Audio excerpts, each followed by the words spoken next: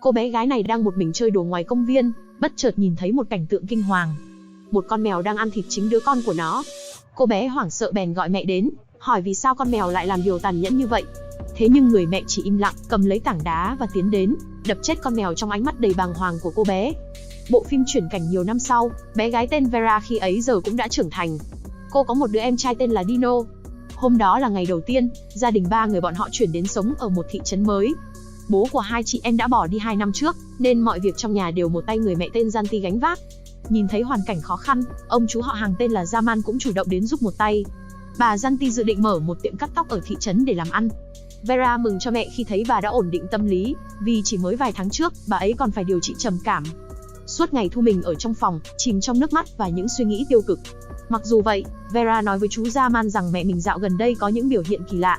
Bà ấy uống rất nhiều sữa và hay mua gà sống về làm thịt để nấu bữa tối. Buổi tối hôm đó, Vera đưa cậu em trai Dino đến một ngôi nhà hoang gần thị trấn để quay vlog tâm linh cho kênh YouTube của cậu. Dino từ lâu đã thích những chuyện kỳ bí, đặc biệt là về hồn ma và các hiện tượng tâm linh. Trong lúc đang đứng trước một cái cây to để quay phim, bất ngờ một con mèo trắng từ trên lao xuống, cào trúng tay Dino khiến cậu chảy đầy máu. Vera vội đưa em trai về nhà băng bó vết thương. Tiếng động khiến bà mẹ trong phòng thức giấc. Khi nhìn thấy vết máu trên tay Dino, bà ta bỗng thay đổi nét mặt, liền cúi xuống liếm trong vô thức. Nhìn thấy gương mặt hoảng sợ của hai đứa con, bà Janti bèn giả vờ đánh trống lảng, hỏi bọn chúng vì sao lại về muộn như vậy. Tuy nhiên cả hai chỉ đứng chết lặng, run rẩy không nói được tiếng nào. Khuya hôm đó, Vera nằm trong phòng nhưng không ngủ được, bèn đi xuống tầng trệt để tìm em trai, thì thấy cậu bé đang ngủ trên ghế sofa. Miếng băng gạc trên tay đã bị rơi ra từ lúc nào. Vera vừa đến định bịt lại vết thương, bất ngờ nhìn thấy ảnh phản chiếu của mẹ mình ngay đằng sau. Thế nhưng khi xoay qua thì lại không có gì. Cô gái hoảng sợ vội chạy lên lầu, không hề biết bà ta đang lặng lẽ đứng ngay trong bóng tối. Sáng hôm sau, hai chị em đi xuống thị trấn để phát tờ rơi cho tiệm làm tóc mới của mẹ. Tuy nhiên một vài gã đàn ông tỏ ra thô lỗ, không muốn tiếp chuyện, còn nói những lời lẽ khó nghe. Bà Janti thấy vậy liền bước tới, nở nụ cười dịu dàng khiến đám đàn ông lập tức thay đổi thái độ. Vera và Dino đứng nhìn vô cùng ngạc nhiên trước sự khác biệt mà bọn họ dành cho mẹ mình. Ngày đầu tiên khai trương tiệm tóc, Vera lo lắng cho rằng sẽ không ai đến. Thế nhưng trước sự bất ngờ của cô gái, vị khách đầu tiên đã xuất hiện, kéo theo sau là vị khách thứ hai rồi thứ ba. Ban đầu nghĩ rằng chỉ là tình cờ, tuy nhiên đến ngày hôm sau, lượng khách thậm chí còn đông hơn, khiến Vera miệt mài làm việc không có thời gian nghỉ ngơi. Trong lúc quan sát, cô cảm thấy những vị khách nam dường như bị bà mẹ thu hút một cách lạ thường. Vera sau đó mang chuyện này kể cho cậu em trai Dino. Cô không nghĩ rằng một thị trấn hẻo lánh lại thu hút được nhiều khách đến làm tóc như vậy. Tuy nhiên Dino lại cho rằng có thể gia đình họ đang gặp thời mà thôi. Hai chị em tối đó lại kéo đến căn nhà hoang để quay vlog, hy vọng ghi lại được điều gì đó đáng sợ. Khi Vera giơ điện thoại lên chuẩn bị quay, bất ngờ phát hiện một bóng đen đứng đằng sau Dino. Tuy nhiên vừa chớp mắt thì nó đã biến mất. Lúc này cậu bé như nhìn thấy thứ gì đó đằng sau lưng cô gái, gương mặt hốt hoảng bèn một mạch bỏ chạy khỏi đó. Vera không hiểu chuyện gì, bèn tiến đến vị trí mà Dino đứng lúc nãy. Bất ngờ từ trong bóng tối, một bóng người lao thẳng ra truy đuổi, khiến cô gái kinh hãi hét lớn bỏ chạy. Vừa ra đến bên ngoài, Vera nhận ra người đó không ai khác, lại chính là mẹ của mình. Bà ta cười lớn một cách khó hiểu, rồi gọi hai đứa về nhà vì sắp đến giờ ăn tối. Trong bữa ăn, Vera nhìn thấy trên bàn lại là món súp gà quen thuộc, tỏ ra chán nản vì đã ăn món này mỗi ngày đến phát ngán. Bà mẹ không chút cảm xúc, liền thẳng tay đổ bỏ tô súp của cô gái, khiến hai chị em nhìn nhau vô cùng hoang mang. Ngày hôm sau, Vera nằm trong phòng xem lại đoạn video năm xưa, khi mẹ cô vẫn còn bị căn bệnh trầm cảm hành hạ. Bà ta đã uống thuốc định tự sát, nhưng may mắn hai chị em đã phát hiện kịp thời. Lúc này bà mẹ bỗng bước vào, bảo rằng mình sẽ ra chợ để mua vài món đồ về nấu ăn. Vera đề nghị đi cùng nhưng bà ta từ chối. Cô gái sau đó vô tình ngủ thiếp đi, nhưng chợt tỉnh dậy vì nghe tiếng mèo kêu. Khi bước xuống lầu kiểm tra, Vera chết lặng khi thấy mẹ đang ở trong bếp, làm thịt một con mèo một cách man dợ. Bất ngờ bà ta xoay qua, để lộ đôi mắt đỏ ngầu, sau đó lao đến truy sát cô gái. Vera hoảng loạn bỏ chạy, thì tông trúng bà mẹ từ ngoài cửa bước vào, hỏi rằng cô đang định làm gì. Vera hoang mang bèn vào trong bếp kiểm tra, thì thấy mọi thứ đều sạch sẽ tươm tất, xác con mèo đầy máu lúc nãy cũng biến mất. Tối hôm đó, trong lúc hai chị em đang ngủ thì nhà bỗng cúp điện. Dino loạng choạng bước ra ngoài kiểm tra, phát hiện cửa ban công đã mở toang từ lúc nào. Cậu nhìn xuống dưới đường, thì thấy một bóng người giống hệt mẹ mình đang đứng, cơ thể múa may một cách kỳ dị. Chưa hiểu chuyện gì thì bất ngờ bà ta đã xuất hiện ngay sau lưng, hỏi cậu đang làm gì ở đây. Dino nhìn lại thì bóng người kia đã biến mất, bèn vội giải thích rằng mình chỉ nhìn nhầm mà thôi. Ngày hôm sau, Janti đưa hai đứa con đến tiệm kính mắt trong thị trấn. Trên đường đi, Vera nhìn thấy có rất nhiều đàn ông ngắm nghía bà mẹ, khiến cô có cảm giác khó chịu. Lúc này ở đằng xa, một người phụ nữ mặc đồ trắng từ đâu xuất hiện, nhìn chằm chằm về phía họ. Tuy nhiên Vera vừa chớp mắt, nhìn lại thì bà ta đã biến mất. Trong cửa hàng mắt kính, ông chủ tiệm vừa nhìn thấy bà mẹ, lập tức liền bị thu hút bởi vẻ đẹp, không ngại tán tỉnh bà ấy trước mặt hai đứa con. Bà Janti không những không né tránh, ngược lại còn thêm vài câu đưa đẩy. Vera cảm thấy mẹ mình dạo gần đây đã thay đổi. Cô nhớ lại quá khứ cách đây 2 năm, khi bố bỏ mặc cả gia đình mà rời đi, mẹ cô đã suy sụp đến mức chết đi sống lại, căn bệnh trầm cảm cũng vì thế mà ám lấy bà. Vera cảm thấy may mắn khi mẹ cuối cùng đã vượt qua khoảng thời gian tăm tối đó. Thế nên dù biết bà đã thay đổi theo một cách khác thường, cô vẫn chọn cách im lặng mà chúc phúc cho bà. Hôm đó ông chủ tiệm mắt kính đã ghé nhà để đón bà Janti đi hẹn hò. Tưởng rằng đây chỉ là một chuyến đi bình thường, thế nhưng ngày hôm sau bà mẹ trở về, Vera nhìn thấy trên miệng bà ta còn dính một vệt đỏ như máu. Cô hỏi mẹ đã đi đâu, nhưng bà ta chỉ im lặng và mỉm cười. Những ngày sau đó, tiệm tóc của bà mẹ đã đón rất nhiều khách nam. Tuy nhiên Vera để ý đến một điều kỳ lạ, rằng bọn họ thường chỉ đến một lần, rồi không bao giờ quay trở lại nữa. Tối đó, khi đang trong phòng, chợt Vera nghe tiếng xì xầm bên dưới nhà. Cô tò mò bước xuống, thì thấy bà mẹ đang ngồi trước gương, nói chuyện với ảnh phản chiếu của mình. Bất ngờ nó quay sang nhìn thẳng về phía Vera, khiến cô gái giật mình vội quay về giường giả vờ ngủ. Bà mẹ sau đó bước lên phòng, nhìn chằm chằm cô một lúc rồi quay đi. Tưởng rằng mẹ đã rời khỏi phòng, Vera lặng lẽ quay lại thì phát hiện bà ta vẫn đang đứng đó. Bà ấy bất ngờ lao lên người cô gái, hỏi rằng con vẫn yêu mẹ đúng không? Nói xong bà ta nhanh chóng rời đi, để lại cô gái với gương mặt còn đang run rẩy. Ngày hôm sau trong bữa ăn, bà Janti nhìn thấy mắt kính Dino lại bị gãy, mặc dù mới thay vài ngày trước. Cậu bé vô tư trả lời rằng mình bị ngã khi chơi bóng. Bà mẹ nghe xong lập tức nắm chặt tóc Dino, cầm ly sữa đổ vào miệng cậu con trai, giọng nói gay gắt bảo cậu là một thằng con ích kỷ và vô ơn, giống hệt như bố của cậu. Nói xong bà ta thét lên một tiếng đầy rùng rợn, khiến hai chị em hoảng sợ vội chạy lên lầu. Nhận thấy mọi chuyện đã đi quá giới hạn, Vera quyết định đến nhà ông chú Zaman, định nhờ ông ấy đưa mẹ quay lại bệnh viện để điều trị tâm lý.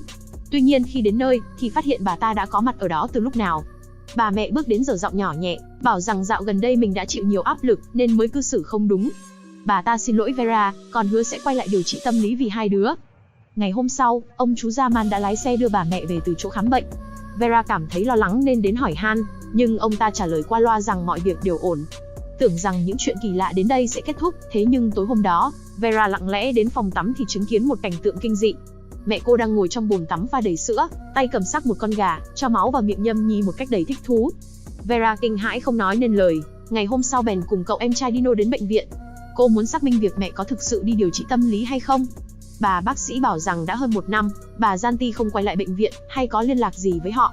Nghe đến đây Vera vô cùng ngỡ ngàng, trở về nhà liền tức giận đến gặp ông chú Zaman, hỏi vì sao ông ta lại nói dối mình. Biết rằng không thể giấu được nữa, ông chú cuối cùng phải nói sự thật. Khi biết bà Janti bị trầm cảm, ông ta đã đưa bà ấy đi chạy chữa khắp nơi, tuy nhiên kết quả càng lúc càng tệ. Đến khi cả hai tìm đến nhà một bà đồng để thực hiện một nghi thức cổ xưa, thì sức khỏe của bà Janti mới bắt đầu khá hơn. Vera nghe những lời này vô cùng bàng hoàng. 3 người sau đó quay về tiệm tóc, nhìn thấy bà mẹ đang ngồi một mình trong góc. Bà ta thú nhận đã phải nhờ đến một nghi thức cổ để giúp bản thân thoát khỏi căn bệnh trầm cảm. Thế nhưng đổi lại, bà ta bị ràng buộc phải duy trì nó liên tục, nếu không sẽ bị con quỷ bên trong nuốt chửng ý thức.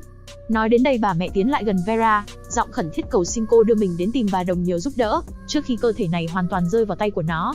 Ông chú Zaman sau đó đưa ba mẹ con đến nhà một bà đồng tên Media. Vera nhận ra bà ta chính là người mình đã gặp ở thị trấn hôm trước. Bà đồng giải thích rằng trước đây, khi Janti tìm đến, bà ấy bị giằng xé bởi cuộc sống của một người phụ nữ và trách nhiệm của một người mẹ. Vì để giúp cân bằng, bà đồng đã thực hiện nghi thức, đặt một thứ tâm linh vào cơ thể của Janti nhằm tách hai phần đó ra. Tuy nhiên để duy trì nghi thức, bà ấy buộc phải uống máu gà mỗi ngày. Lúc này Janti thừa nhận vài hôm trước đã lén uống máu của cậu con trai Dino. Bà đồng nghe đến đây liền hoảng hốt, nói rằng đó là việc cấm, sẽ khiến thứ bên trong cơ thể bà nhiễm bẩn. Cơn khát của nó sẽ không dừng lại cho đến khi hút cạn máu của những đứa con. Việc bọn họ cần làm lúc này là lấy thứ đó ra khỏi cơ thể của bà Janti trước khi quá muộn. Nói đến đây bà đồng yêu cầu hai chị em chờ bên ngoài, còn mẹ bọn họ thì vào trong để thực hiện nghi lễ. Vera cùng Dino sau đó nghe thấy những tiếng hét đầy ghê rợn của mẹ mình bên trong, tuy nhiên không ai dám đến gần. Một lát sau khi nghi lễ kết thúc, bà Janti bước ra với gương mặt nhẹ nhàng, bảo rằng mình đã thoát khỏi con quỷ, sau đó liền cùng 3 người rời khỏi đó. Trở về nhà, bà ta cảm ơn hai đứa con đã luôn bên cạnh mình, còn hứa từ nay về sau sẽ là một người mẹ tốt. Vera vô cùng vui mừng khi mẹ cuối cùng đã quay trở lại. Tuy nhiên cô không biết rằng, bà đồng Media thực chất đã bị giết một cách dã man trong lúc làm lễ, trong khi con quỷ vẫn ở đó không hề biến mất. Sáng hôm sau, Vera ngủ dậy thì không thấy ông chú Zaman đâu. Cô hỏi mẹ thì được biết ông ấy đã về nhà làm chút việc. Vera cảm thấy khó hiểu khi ví của ông ta vẫn còn ở trên bàn. Trưa hôm đó, cô định ra ngoài một mình để quay thêm vài cảnh cho vlog sắp tới. Trong lúc Vera đi vắng, bà Janti bảo Dino ngồi lên ghế để bà ấy cắt tóc. Cậu bé vô tư nghe theo lời mẹ. Thế nhưng trong lúc đang cắt, bà ta bất ngờ vạch căng đôi mắt của Dino, bảo rằng mắt của cậu quá yếu, sau đó dùng kéo rạch thẳng một đường không chút thương xót.